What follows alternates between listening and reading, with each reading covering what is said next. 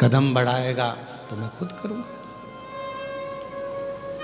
और ये संवाद हमारे यहाँ एक बार तुलसीदास बाबा गंगा जी के घाट पर बैठे हुए थे और वो लिख रहे थे, सिया राममय सब जगह जानी, पूरा संसार राममय। तुलसीदास जी ने चौपाई लिख दी।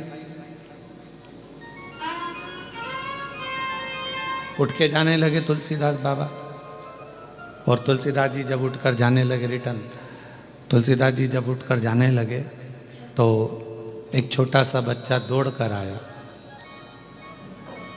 और छोटा सा बच्चा दौड़ कर आकर, बाहर का बढ़ रहा है अंदर का बढ़ा, छोटा सा बच्चा दौड़ कर आया, और छोटा सा बच्चा दौड़ कर आकर कहता है, बाबा उधर से मत जाना, सामने से एक बेल आ रहा है, और वो नंदी, वो वृषभ, वो बेल तुम्हें मार देगा,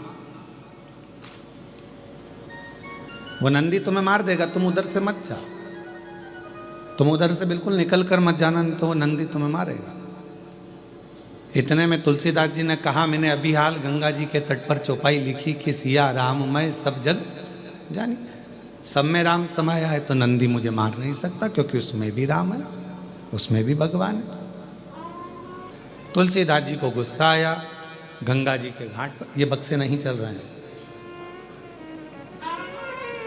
तुलसीदास जी को गुस्सा आया, गंगा जी के घाट पर वापस गए, कलम उठाया और चौपाई काटने लगे। इतनी देर में श्री हनुमान जी महाराज आए, और हनुमान जी ने कहा, तुलसीदास जी तुम चौपाई क्यों काट रहे हो?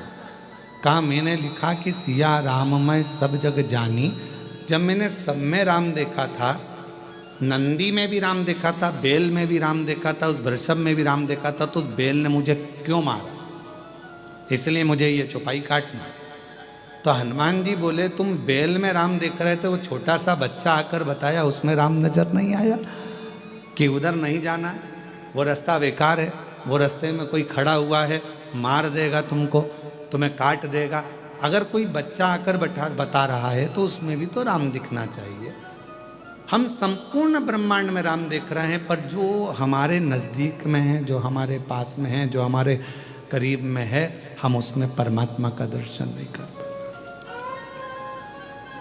पितृपक्ष चल रहा है, श्राद्ध चल रहा है, हम पितरों में भगवान देख रहे हैं जो चले गए, और जो घर में माँ बाप बैठे हुए हैं उसमें हम भगवान देख ही नहीं पा रहे।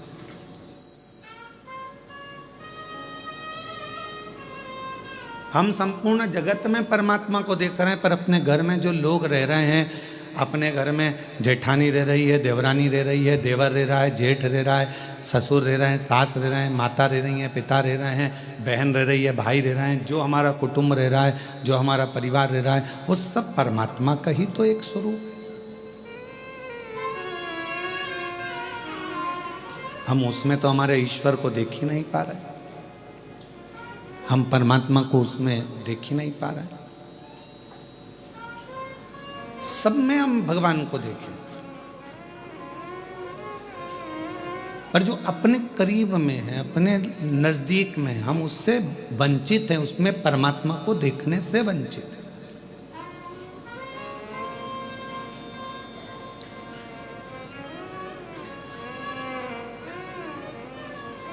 भूख, भोजन और भय, क्या क्या चीज है? जम के बोलो। भूख, भोजन और भय, ये तीन चीजें हैं। और ये तीनों चीजें व्यक्ति के जीवन में कब समाप्त होती है? जब तक भगवान नहीं मिलता तब तक, परमात्मा नहीं मिलता तब तक। भगवान की कथा में आपका मन लग गया, भगवान के सत्संग में मन लग गया, भगवान के भजन में मन लग गया, शिव जी की आराधना में मन लग गया, तो फिर तुम्हारी भूख भी चली जाएगी। यही कि यही अपने कर्म के प्रति भी, तुम्हारा मन पढ़ाई में लग गया, तुम्हारा मन कार्य में लग गया, तुम्हारा मन अपनी नौकरी में, सर्विस में, व्यापार में, जो तुम लगनता से काम में लग गए, और तुम्हारा दिल यदि काम में लग गया, तो तुम्हें भूख नहीं लगेगी, भूख नहीं लगेगी।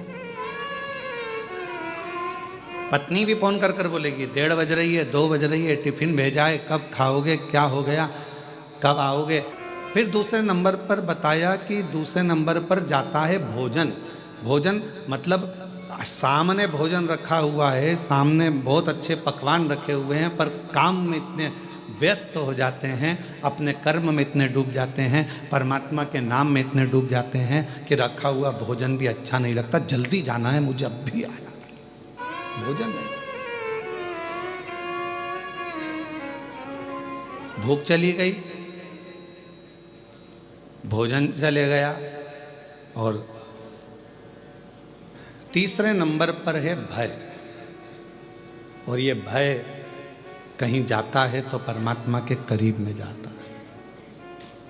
परमात्मा के नजदीक में पहुंचोगे, भय समाप्त हो जाएगा। कभी आप महसूस करिएगा, कृष्णेश्वर बाबा के मंदिर में 12 ज्योतिर्लिंग में से एक ज्योतिर्लिंग कृष्णेश्वर नाथ जी का जब दर्शन करने के लिए आप मंदिर के अंदर प्रवेश करो, जैसे ही मंदिर के अंदर आप प्रवेश करेंगे और शिखर की छांव में जाएंगे, अपने आप आपका भय समाप्त हो जाता है कि मैं भय से मुक्त, भय से।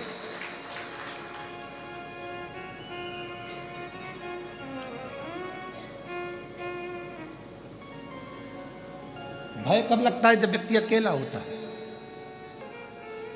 पर वो बच्चे का हाथ छूट गया, अकेला हो गया, अब वो मेला अच्छा लगेगा क्या उसको? जम के बोलो जरा, नहीं लगेगा। कोई उसको गुब्बारा ला कर देगा, अच्छा लगेगा। कोई उसको टॉफी ला कर देगा, अच्छा लगेगा। बच्चे को मेला कब तक अच्छा लग रहा है? जब तक वो अपने पिता का हाथ पकड़ा हुआ है, तो वो भय से मुक्त है।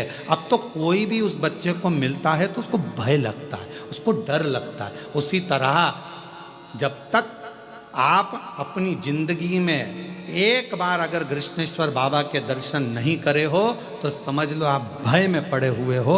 और जिस दिन कृष्णेश्वर बाबा के दर्शन कर लिए, उस दिन भय से मुक्त हो गए। भय से। पिता है मेरा साथ में, मेरा बाबुल है साथ में, मेरा बाबा है साथ में,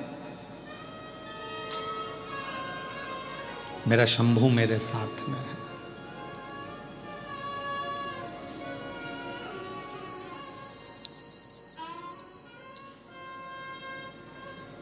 और जब मेरा बाबा, मेरा शंभू, मेरा त्रिकालदर्शी, मेरा कैलाशी अविनाशी साथ होता है, तो फिर भय नहीं होता है, फिर भय नहीं होता।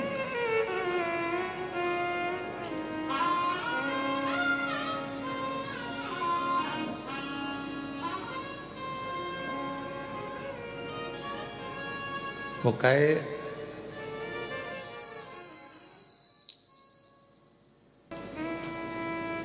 भगवान के करीब में आने के बाद व्यक्ति अकेला नहीं रहता।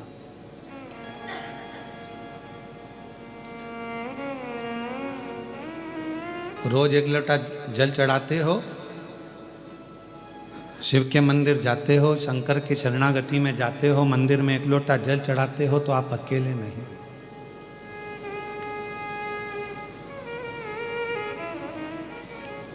अभी आपको कथा में कहा था कि भोजन 5 रात्रि हमारे पेट में रहता है, शरीर में रहता है। दूध जम के बोलो 7 रात्रि हमारे शरीर में रहता है। दही 20 रात्रि हमारे शरीर में रहता है। घी गाय का 1 महीना हमारे शरीर में रहता है। और जो भगवान शंकर के मंदिर में जाकर 1 लोटा जल चढ़ाकर उसका आचमन कर लेता है, वो हर घड़ी हर पल शिव हमारी श्वासों में रहता है, हर पल रहता, हर घड़ी रहता।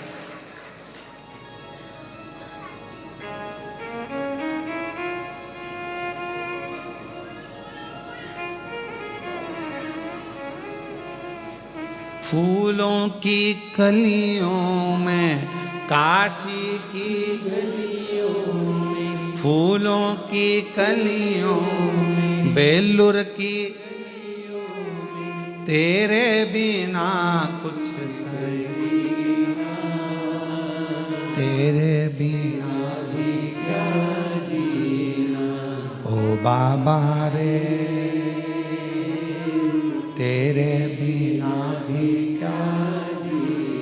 हम शिव के करीब में हैं तो शिव हमारे साथ हर पल, हर घड़ी, हर क्षण है। भूख, भोजन और भय शिव के नजदीक में आते से ही चला जाता है। भूख भी चली गई, लगन लग गई, भोजन भी चले गया, मन लग गया और भय भी चले गए। भय भी चले।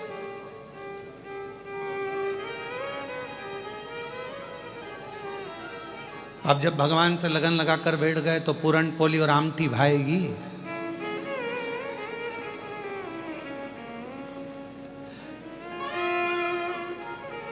फिर तो आमठी और पूरन पोली भी मिर्ची का ठेसा ही नजर आएगी। फिर क्या बात है।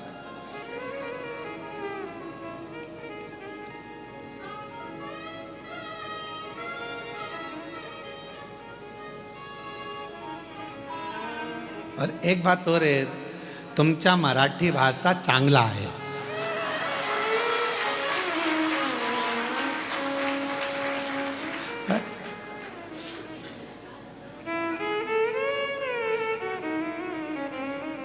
और तुमचा जेवण भी चांगला आहे।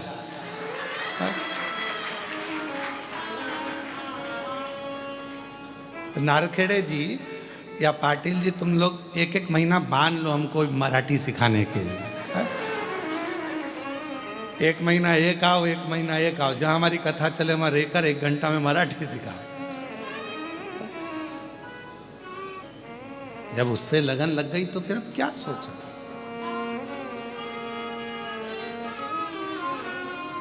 और जब परमात्मा से लगन लगाकर बैठ जाते हैं, जब भगवान से लगन लगाकर बैठ जाते हैं तो फिर कोई भय नहीं रहता। भय। एक फ्लाइट उड़ रही थी, जा रही थी, बच्ची उसमें खेल रही थी। पायलट ने सूचना दे दी क्रैश होने वाली है। ये फ्लाइट क्रैश होने वाली है, ये सूचना मिली। जब सूचना मिली कि ये फ्लाइट जा रही है और ये फ्लाइट क्रैश होने वाली है, एक छोटी सी बच्ची को भय नहीं था, बाकी के सबको भय था। महिलाएं रो रही थी, पुरुष रो रहे थे, बच्चे रो रहे थे, पर एक छोटी सी लड़की नहीं रो रही थी। वो नहीं रो रही, वो खेल रही है।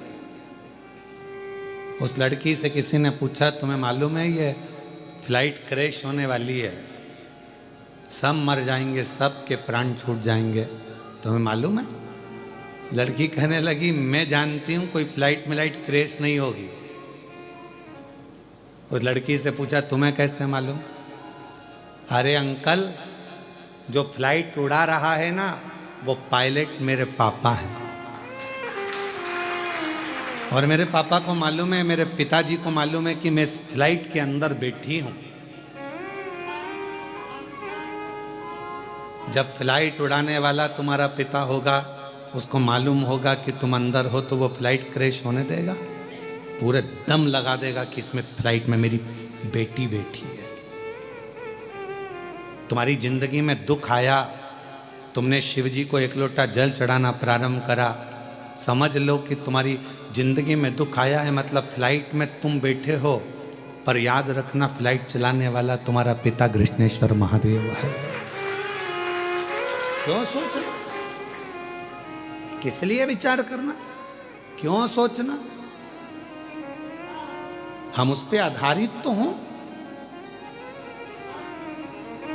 हम उस पे आधारित ही नहीं हो पाए तो क्या मतलब का?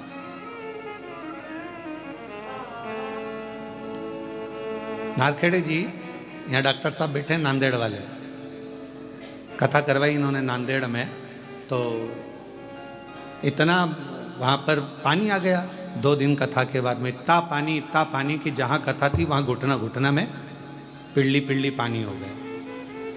अब कथा इनके घर से ऑनलाइन हुई ना, डॉक्टर साहब बोलते रहे, गुरुजी कथा पंडाल में होगी कि नहीं होगी? हमने कहा सब बाबा पर छोड़ दो, तुम ऑनलाइन कथा चलने दो। 2 दिन ऑनलाइन कथा चली, तीसरे दिन स्वयं प्रशासन ने कह दिया कि जगह पूरी खाली हो चुकी है, आराम से कथा करिए, शिव को कथा कराना थी और कथा पूर्ण। हम जब तक ये सोचते हैं, हम जब तक ये विचार करते हैं कि घर में चला रहा हूँ, कथा में करा रहा हूँ, परिवार में संभाल रहा हूँ, ये सब कुछ मेरा है, तब तक हम भय में जिंदगी जीते हैं। और जिस दिन हमने सोच लिया कि सब कुछ भोलेनाथ का, सब कुछ भोलेनाथ का, फिर भय नहीं रहता, फिर भय नहीं रहता। बेटा किसका? शिव जी का। तुम अपना क्यों मान रहे हो?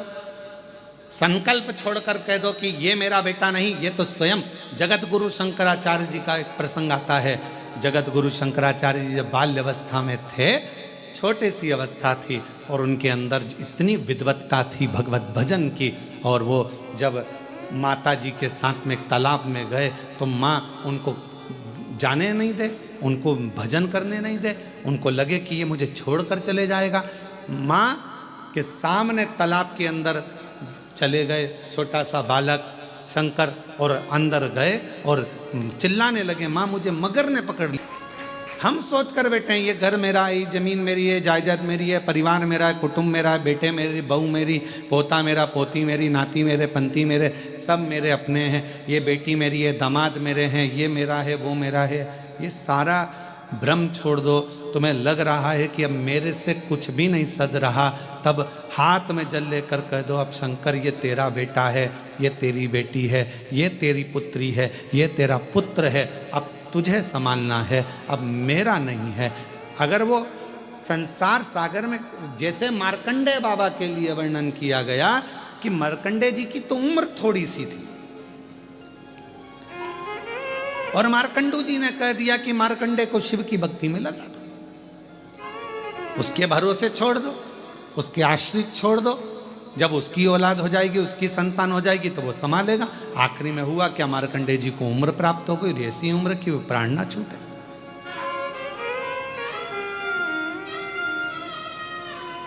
हम ब्रह्म में जी रहे हैं, ये मेरा बेटा, ये मेरी बेटी, ये मेरा परिवार, ये मेरा परिवार, ना ना ना। जिस दिन आपने ये विचार कर लिया कि ये सब कुछ मेरे भोलेनाथ का है, मेरा बेटा भी शंकर का, मेरी बेटी भी शंकर की, तब अगर ये मेरा बेटा ठीक है, अगर मेरा बच्चा ठीक हो। और हम कई लोगों से, ऐसे कई लोग आते हैं कुबरेश्वर धाम पर, जिनको डॉक्टर ने, कई बीमार लोग आते हैं, हम तो कहेंगे कि बहुत ज़्यादा तबीयत खराब है, स्वास्थ्य ठीक नहीं है, तो हम तो उनसे कहते हैं कि अपने घर में रहकर कथा सुनो और बाबा का भजन करो, जब ठीक हो जाओ तब बाबा के धाम। फिर भी लोग नहीं मानते, आ जाते बहुत बीमार से, किसी को कैंसर हो गया, किसी का किडनी लीवर खराब हो गया, किसी का कुछ हो गया, कई लोग मिलते भी हैं। तो हम उनसे कहते हैं कि आप क्या हो गया, तो कहा गुरुजी ये कैंसर जैसी बीमारी हो गई और डॉक्टर ने 4th स्टेज का बोला है,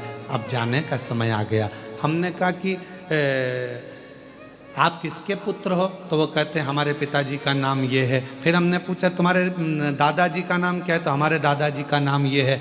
तब हमको कहने में आ जाता है इतनी बड़ी बीमारी हो गई, तो ईमानदारी से बताओ, दादाजी का नाम तुम्हें लेने से पहले, पिताजी का नाम लेने से पहले कोई तुमसे पूछे इतनी बड़ी बीमारी में कि तुम औलाद किसकी हो, तो तुम्हें छाती ठोक कर कहना चाहिए इस बीमारी में कोई साथ नहीं देता, मैं शिव का हूं, शंकर का पुत्र हूं मैं, शिव की औलाद हूं मैं। कृष्णेश्वर नाथ, महाकाल बाबा, कुबेर भंडारी मेरे पिता हैं, मैं उनकी औलाद हूं। और जिस दिन बड़ी बीमारी में भी तुम्हारे मुख से यह निकलना चालू हो जाए कि वो शंकर मेरे पिता हैं, तो फिर पिता तुम्हारा इलाज अच्छा करा देगा, 4थे स्टेज में भी तुमको ठीक करा कर घर में बिठा देगा। वो शंकर।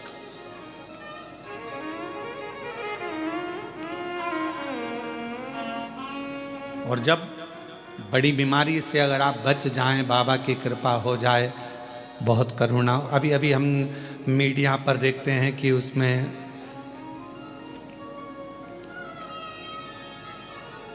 कई लोग बता रहे हैं कि 2026 से 2029 तक बड़ा भारी रहेगा। इतने लोग निपट जाएंगे, इतने लोग सुलझ जाएंगे। हम सबसे कहते हैं, सब ने बताया कि एक ये 2026 से लेकर 2029 तक इतने मरेंगे, ऐसा उपद्रव होगा, ऐसा होगा, वैसा होगा। हम सब मान रहे हैं, हम सारी पुराणों के भी मान रहे हैं कि बोल दिया उन्होंने, लिख दिया उन्होंने कि ये चीज़ होगी। पर इतना भी हम विश्वास के साथ कहते हैं 2026 से लेकर 2029 तक एक दिन भी शिव महापुराण की कथा मत छोड़ो, तुम्हारा बाल बांका नहीं हो।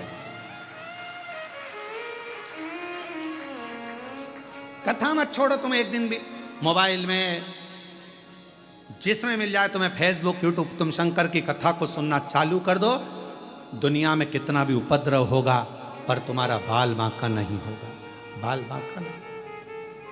उसको पिता मान लो ना।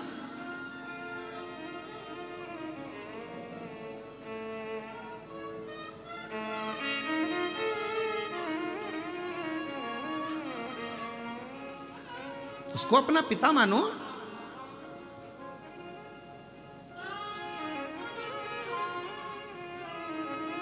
और जब हम उसको पिता मानेंगे तो हमारे भीतर का भाव अपने आप जागे। हमारे जितने रोग हैं, हमारी जितनी तकलीफें, हमारे जितने दुख हैं, सब शिव के हो। हमारा है ही क्या। वो एक गाने की लाइन हमारे निकलेश जी कहते हैं ना, मेरी गाड़ी मेरा बंगला, क्या है? मेरी गाड़ी मेरा बंगला, मुझे तेरा भूलेगा, मेरा तो कुछ भी नहीं। अभी भी तुम्हारे मुंह से आवाज नहीं निकल रही कि मेरा तो कुछ भी नहीं। इतने चतुर हो तुम लोग, जरा विचार कर लो। अभी भी तुम्हारे को लग रहा है सब कुछ मेरा, तो तुम्हें बोलना चाहिए सब कुछ तेरा भोलेनाथ, मेरा तो कुछ भी नहीं। सब कुछ तेरा भोलेनाथ, मेरा तो कुछ भी नहीं। क्यों बाहर वालों, ठीक हो?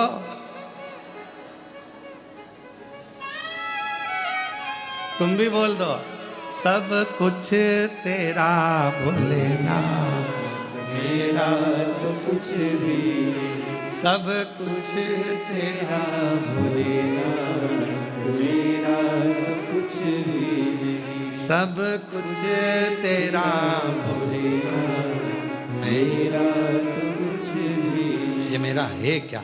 संसार में जो कुछ मिला ये सारा जीवन का हर पल 21,600 श्वास जो रोज मिलती है, 3.5 करोड़ रोम छिद्र जो मनुष्य के शरीर में मिले हैं, और ये 21,600 श्वास जो मिल रही है, ये सब शिव की तो है। भय से मुक्त होने का सबसे सुंदर तरीका है भगवान की भक्ति। भूख, भोजन और भय, ये तीनों भगवान की भक्ति से चले जाते हैं। भय चले गया ना तो जीवन का सब कुछ हो गया। आज के जमाने में व्यक्ति भय से ग्रसित है, भय से।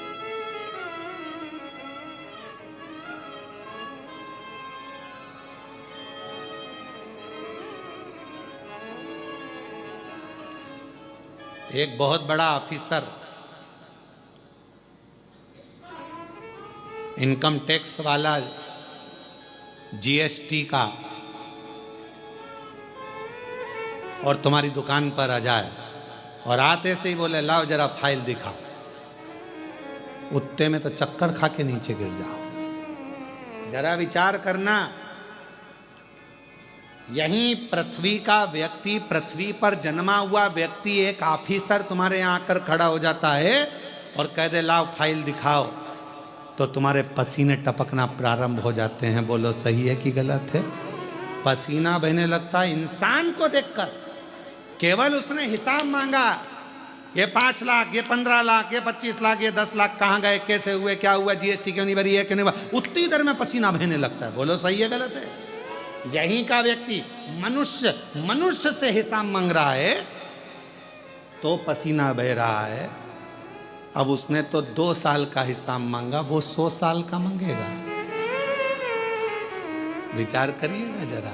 यहाँ के व्यक्ति को हिसाब देने में पसीना बह रहा है तो उसको हिसाब देने में तो क्या क्या बहेगा तुम ही देख लेना, उसको हिसाब दे लेना। अब तुम सोचो कि हिसाब नहीं मांगेगा, मांगेगा वो तो। बचपन में क्या करा, जवानी में क्या करा, देड़ी में क्या करा, बुढ़ापा का कमाया, तेरे को इतनी श्वासें दी थी, 21,600 श्वास रोज देता था, उसमें से कितनी श्वास तूने कथा में लगाई, कितनी श्वास तूने कृष्णेश्वर महादेव की सेवा में लगाई, कितनी श्वास तूने भगवान की सेवा में लगाई, कितनी श्वास तूने परमात्मा की सेवा में लगाई। पूछेगा वो, एक एक चीज का हिसाब लेगा। तुम अपने बच्चे को 50 रुपए देकर भेजती हो, जा बिस्कुट का पुड़ा लेकर आ। बच्चा बिस्कुट का पुड़ा लेकर आया तो तुमने हिसाब मांगा कि नहीं मांगा? क्यों, कितने का लाया बिस्कुट का पुड़ा? मम्मी 10 रुपए का। चाय की पत्ती 10 रुपए की। अच्छा ला 30 रुपए वापिस दे। जब तुम अपने सगे बेटे से, अपनी औलाद से हिसाब मांगोगी तो वो भी तो तुमसे हिसाब मांगेगा कि नीचे जाकर तूने करा क्या था। खूब रही बेल्लूर में, कभी कृष्णेश्वर बाबा के दर्शन करने गई कि एलोराई घूमती रही? वो भी तो पूछेगा, वो पूछेगा तेरे से कि केवल गुफा ही गुफा घूमती रही, खंडेरा आदि घूमती रही और वो मंदिर में बैठा था, तू एक दिन नहीं जा पाई। और वो हिसाब मांगता है ना तो ऐसे ही नहीं मांगता, सामने बिठाकर, पहले हमारे टीचर हमारे को सामने बिठाते, फिर उनसे पूछते और पूछते पूछते अगर थोड़ी भी गड़बड़ी हो जाती तो मुर्गा बना देते कि तुम गलती करोगे तो मैं तुम्हें मुर्गा बना दूंगा। बोलो बोलो सही है कि गलत है? मैं तुम्हें मुर्गा बना दूंगा। भगवान भी कहता है तूने पृथ्वी पर जाकर अगर जरा सी भी गलती करी तो अगला जन्म तेरे मुर्गे का है, और मुर्गे का जन्म पाने के बाद में भी अगर तूने गड़बड़ी कर दी तो तुझे कछुआ बना दूंगा। कछुए से छूटा तो माथे का जू, और कोई भी तेरे को ले निपटा देगा 1 मिनट में, खल्लास 1 मिनट। और हर बार अगर पलटेगा, कभी इस बात पे पलट जाता है, कभी उस बात पे पलट जाता है, कभी ये बात बोलेगा, कभी वो बात बोलेगा, 2 बात बोलेगा तो अगला जन्म तेरे को बारिश में केचुआ बना दूंगा। केचुए के 2 मुंह होते हैं। बोलो सही है कि गलत है? वो गिंडोला केचुआ क्या बोलते हैं तुम्हारे? वो छोटा सा होता, काला काला सा, बाथरूम में आ जाता है, सांप जैसा। गिंडोला केचुआ छोटा सा।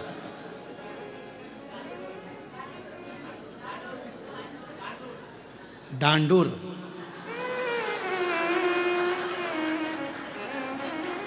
समझ गया हो?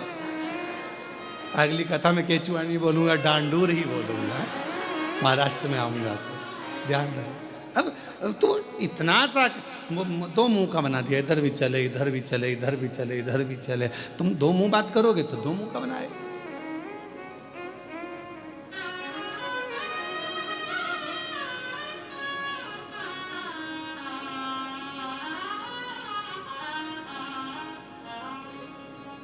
सब कुछ तेरो भोलेनाथ, मेरा तो कुछ भी, सब कुछ तेरो भोलेनाथ, मेरा तो कुछ भी नहीं। मेरी गाड़ी, मेरा बंगला, मेरा पैसा सब तेरा, सब कुछ तेरा भोलेनाथ, मेरा तो कुछ भी नहीं। सब कुछ तेरा भोलेनाथ, मेरा तो कुछ भी नहीं। अब भजन वाले ने ये लिखा कि गाड़ी बंगला पैसा सब तेरा, मेरा तो कुछ भी नहीं। खुद का तो लिखा ही नहीं। ये पप्पू की अम्मा, मैं पप्पू का बापू, सब कुछ तेरो सरकार, हमरा तो सब तेरा। हमारा है क्या? संसार में जन्म लिया ये तेरी कृपा से आए, तेरी कृपा से संसार में आ गए, तेरी कृपा से पहुंच गए। और तेरी कृपा है जो पितृपक्ष में शिव महापुराण की कथा 12 ज्योतिर्लिंग में से एक ज्योतिर्लिंग कृष्णेश्वर नाथ के गोद में बैठकर हो रही है। ये तेरी कृपा।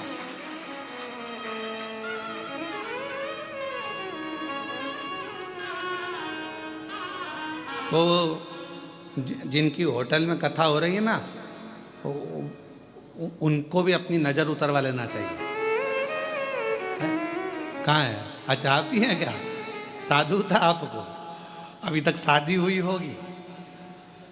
यहाँ लोग बहुत बंधन में बंधे होंगे, गठ जोड़े में खूब माला और मंगलसूत्र पहनाए गए होंगे, पर पहला आयोजन है जिसमें पुराण पहनाई जा रही है और गठबंधन शिव से हो रहा है। शिव से साधुता है, आपको बाबा की कृपा है।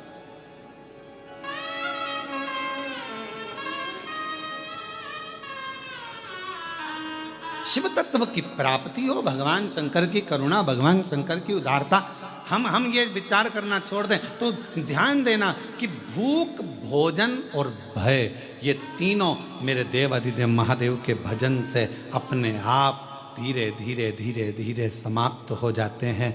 भय अगर मिट गया तो परमात्मा अपने पास खड़ा है, ये महसूस होने लगता है। भय कब तक रहता है? जब तक हमें लगता है कि ये मेरा। भय कब तक लगता है? जब तक लगता है कि ये फैक्ट्री मेरी है, दुकान मेरी है, घर मेरा, परिवार मेरा, कुटुंब मेरा, कबीला मेरा, तब तक लगता है। पर जब तुम्हारे मन से भय चले जाता है कि अब जो भी होगा वो भगवान देखेंगे, जो लिखा होगा किस्मत में।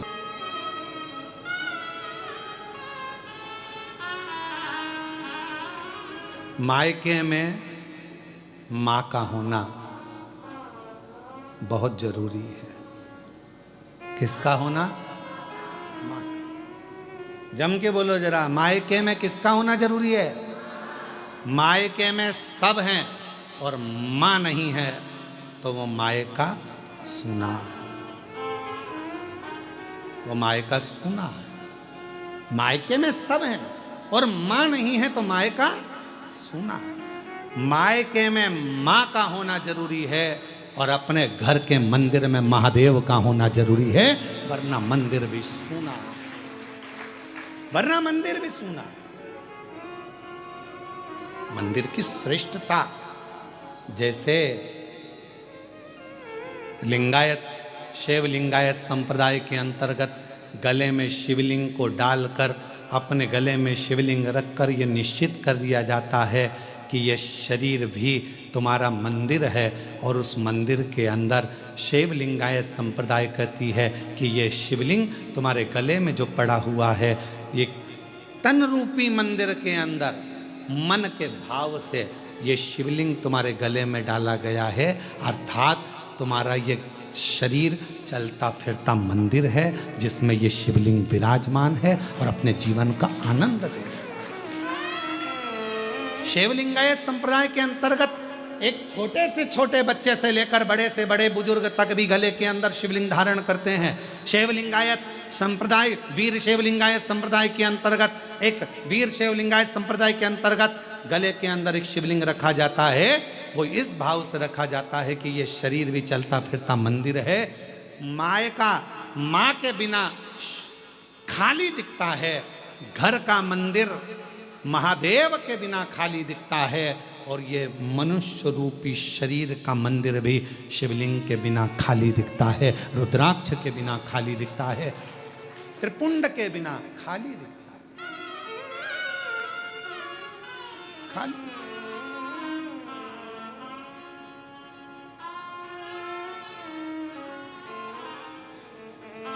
इसलिए शिव को मूल बनाया, शिव को केंद्र बनाया। भगवान शंकर को केंद्र बिंदु बनाया गया। शिव महापुराण की कथा कहती है, जितना आप भगवान शंकर का स्मरण करते हो, जैसे शिव महापुराण की कथा में वर्णन आया है माता सती का,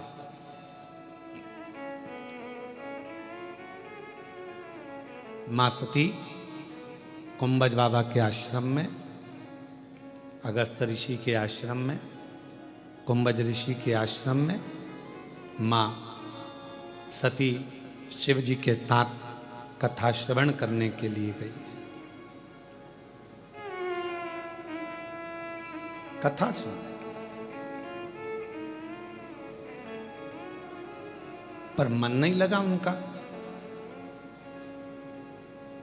शिव महापुराण का नियम है कि कथा में बैठकर जो हम सोचते हैं, विचारते हैं, वो हमको मिलता है। आप चाहे बाहर बैठे हो, चाहे अंदर बैठे हो, जितनी दूर तक ये शिव महापुराण की कथा की गर्जना होती है, उतनी दूर तक कहीं पर भी बैठकर आप भगवान से जो मांगते हो वो मिलता है। गर्जना का मतलब मालूम है आपको?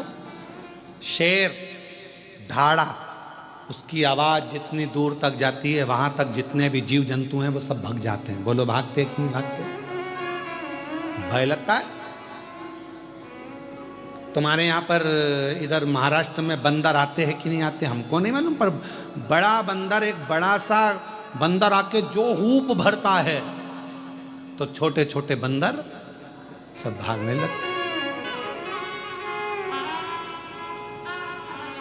सिंह ने गर्जना करी, शेर ने गर्जना करी तो जितने जीव थे सब भागे। शिव महापुराण की कथा जिस जगह पर होती है, शिव महापुराण की कथा जिस भूमि पर होती है, शिव महापुराण की कथा जिस स्थान पर होती है, जितनी दूर तक आवाज जाती है वो पूरे जितने भी अशुभ कार्य हों, जितने भी गलत हों, गलत विचार हो, गलत दृष्टि हो, गलत सोच हो, किसी ने टोना करा, टोटका करा, कोई गलत काम करा, किसी के भी ऊपर कुछ भी हुआ हो, अगर वो शिव महापुराण के दायरे के अंदर आ जाता है तो उसकी गर्जना से वो जीव अपने आप भाग जाता है। जो गलत चीजें हो चली जाती, समाप्त हो जाती, वो गलत, जो भी गलत है वो दूर चला जाए। सिंह की गर्जना हुई तो जीव जंतु भागे।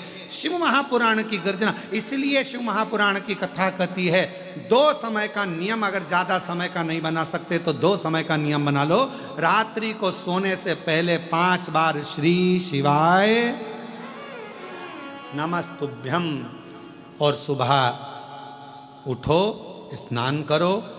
जब स्नान करने के बाद तैयार हो रहे हो या पूजन कर रहे हो तो 5 बार श्री शिवाय नमस्तुभ्यम। कथा में बीच में जब हम भजन गा लेते हैं, भजन के बाद में स्तुति करते हैं तो कितनी बार बोलते हैं? श्री शिवाय नमस्तुभ्यम, श्री शिवाय नमस्तुभ्यम, श्री शिवाय नमस्तुभ्यम, श्री शिवाय नमस्तुभ्यम, श्री शिवाय नमस्तुभ्यम, श्री शिवाय नमस्तुभ्यम। बार बार स्मरण करते हुए श्री शिवाय नमस्तुभ्यम को 5 बार हम लोग पुकारते। 5 बार क्यों? शिव महापुराण के बीच में जब स्तुति करी जाती है, आंख बंद कर कर बैठा जाता है, भोला सब दुख काटो मेरा, तब बोला जाता है तो 5 बार श्री शिवाय नमस्तुभ्यम की गर्जना क्यों करी जाती है?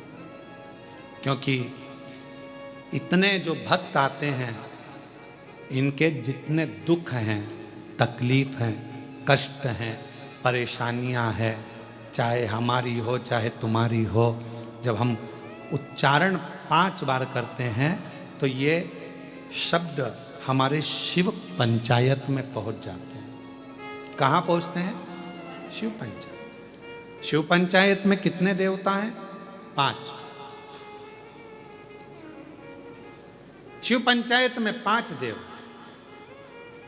5 देव।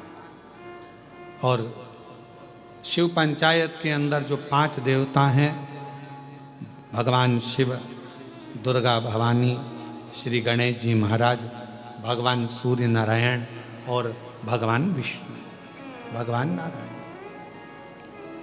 भगवान नारायण, ये शिव पंचायत के 5 देव हैं। और जब हम देखते हैं, जब हमारे भीतर ये भाव प्रकट होता है कि जब हम भगवान शंकर का 5 बार भगवान शिव का नाम लेते हैं, 5 बार उच्चारण करते हैं, श्री शिवाय नमस्तुभ्यम, श्री शिवाय नमस्तुभ्यम, श्री शिवाय नमस्तुभ्यम, श्री शिवाय नमस्तुभ्यम। हम और आप 5 बार जब उच्चारण करते हैं तो हमारा वो उच्चारण करा हुआ शब्द, मंत्र शिव पंचायत के अंदर चला जाता है। और जिसने भले आस्था चैनल के सामने बैठकर बोल रहे हो, चाहे फेसबुक पर बोल रहे हो, चाहे यूट्यूब पर बोल रहे हो, चाहे भगवान के मंदिर में बोल रहे हो, यहाँ तक हम कहेंगे अगर दिन भर में 5 बार भी आपके मुख से श्री शिवाय नमस्तुभ्यम निकल गया और तुम्हारा कोई दुख है तो वो शिव पंचायत में जाता है और भगवान शंकर की वो पंचायत में हमारे दुख को काटने की तुरंत अपील लग जाती है और हमारा दुख अपने आप कटना प्रारंभ हो जाता है अपने आप। जिसमें भगवान शिव, माँ दुर्गा भवानी, गणेश जी महाराज, भगवान शिव का अविरल स्मरण। तो हम निवेदन करेंगे आप सबसे, जितने भी शिव भक्त इस कथा को श्रवण कर रहे हैं आस्था चैनल से, फेसबुक, यूट्यूब पर, और इस पवित्र प्रांगण में बैठकर अगर कथा को श्रवण कर रहे हैं तो उनसे कहेंगे रात्रि को सोने से पहले 5 बार श्री शिवाय नमस्तुभ्यम और सुबह 5 बार जब हमारी शुरुआत हमारी जिंदगी की हम करें तो हमारे जीवन में सफलता मिलती है। एक पत्र है,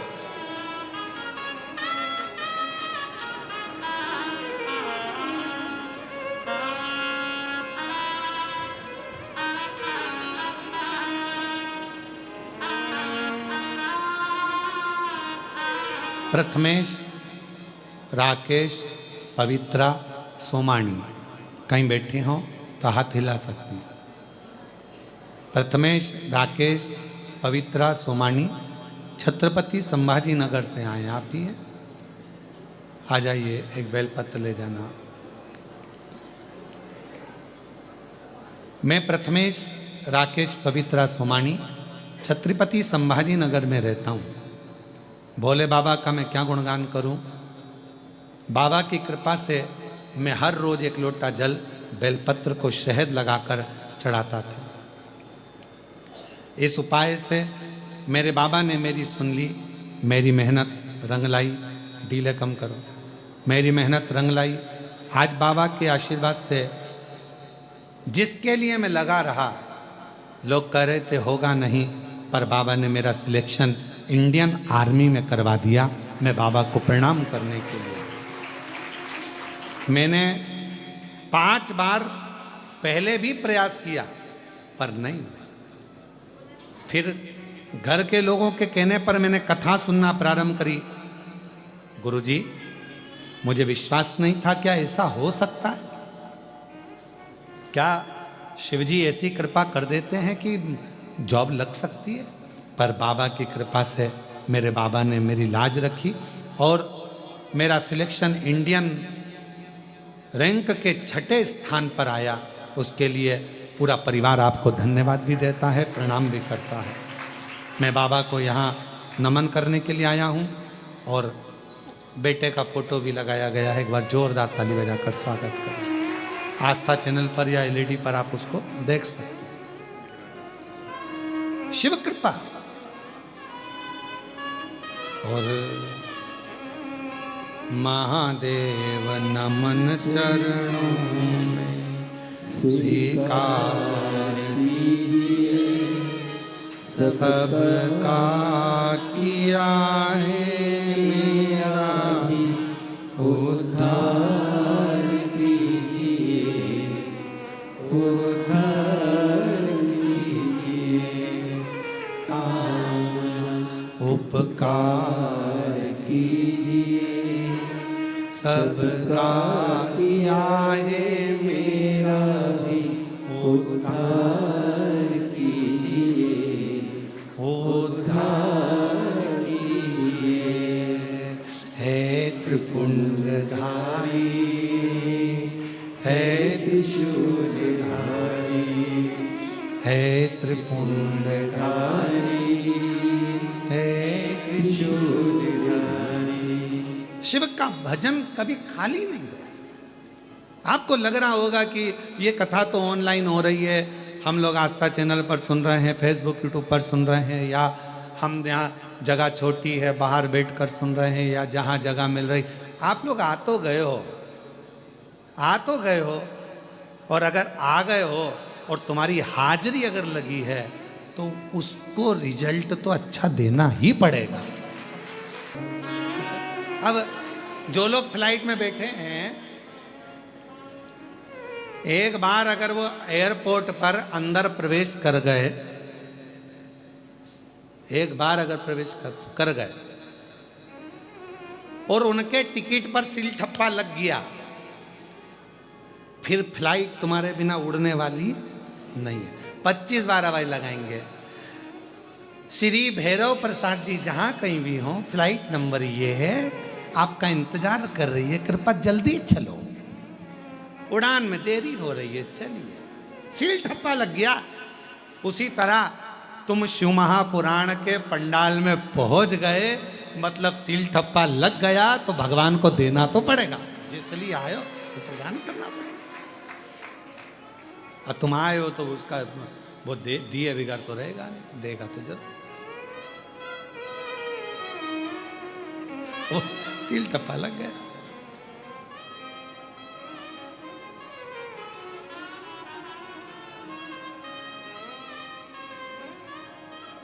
इसलिए बाबा से बस निवेदन, कब से खड़े हैं झोली पसार, क्यों ना सुने तो मेरी पुकार।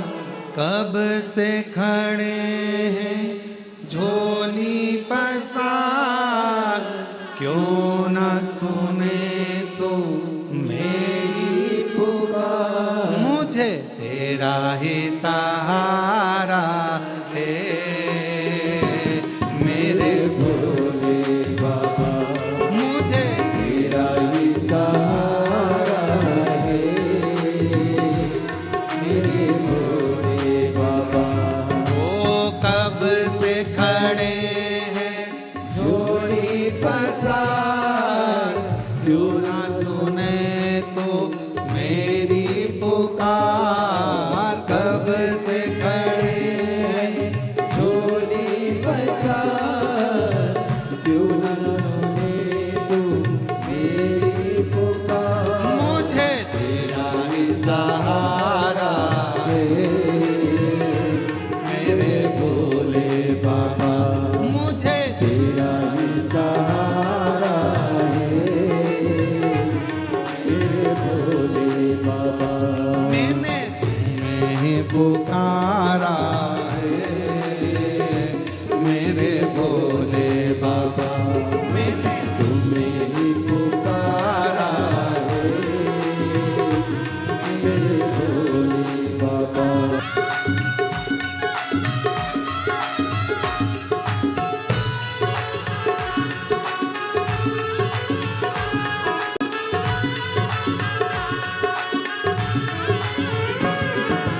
देख लो लगी है आज मंदिर में ये भीड़ भारी। देख लो लगी है आज मंदिर में ये भीड़ भारी। दर्शनों की खातिर आए हैं लाखों नर और नारी। दर्शनों की खातिर आए हैं लाखों नर और नारी। आ जाए भोले बाबा, आ जाए भोले बाबा, इन्होंने पुकारा है मेरे भोले बाबा, इन्होंने पुकारा है मेरे भोले बाबा। कब से खड़े हैं झोली पसार, क्यों न सुने तू मेरी पुकार। कब से खड़े हैं झोली पसार, क्यों न सुने तू मेरी पुकार। तेरा ही सहारा है मेरे भोले